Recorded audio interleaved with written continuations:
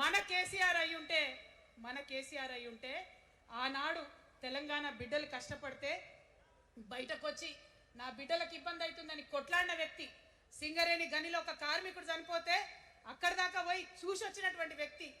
మరి తెలంగాణ వచ్చినాక ఏమైందా ప్రేమ? అధికారం ముందు మమకారం తగ్గిపోయిందా? ఏం జరిగిందని నేను అడుగుతా ఉన్నా. ఎందుకు ఈ మాట చెప్తా ఉన్నా అంటే, ప్రేమ నాకు కూడా ఉంది. నాకు తండ్రి కావచ్చు, అది వేరే విషయం. కానీ ఒక రాజకీయ నాయకుడిగా వారు ఈ మధ్య రాజకీయ పరిణితి కోల్పోయి మాట్లాడుతూ ఉన్నారు. కేటీఆర్ గారు మాట్లాడిందంటే ఓకే అనుకోవచ్చు, ఆయనకు పెద్దగా తెలియదు పాపం. కానీ కేసీఆర్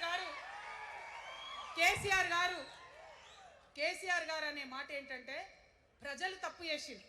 ఓకే, ఒక సెకండ్ నేను ఒప్పుకొని దాన్ని ఒక సెకండ్ అనుకుందాం. ప్రజలు తప్పు చేస్తే నేను ఒక తల్లిగా అడుగుతున్నా.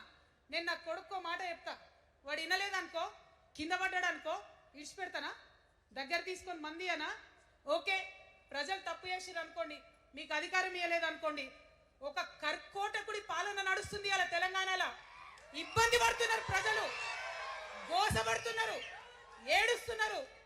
ఇండ్లు అన్నీ ఉండి ఇండ్లు కూలగొడుతుంటే, అర్ధరాత్రి ఇంటి మీదకి వచ్చి ఇండ్లు కూలగొడుతుంటే ఆదుకోవాల్సిన అమ్మలాంటి మన పాత కేసీఆర్ ఏడి? ఎక్కడున్నాడు?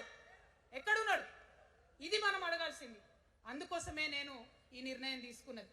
నన్ను పార్టీలోంచి బయటకేస్తే నేను వెంటనే పార్టీ పెట్టలే. ఆనాడు కూడా చెప్పిన, నేను ఆలోచన చేస్తున్నా, మారతారేమో అని చూసిన, పదే వేచి చూసిన. ఇవాళ నన్ను పార్టీలోకి వెళ్ళి సస్పెండ్ చేసి 10 నెలలైంది. నాకు నిజంగా మంచిగానే అయింది.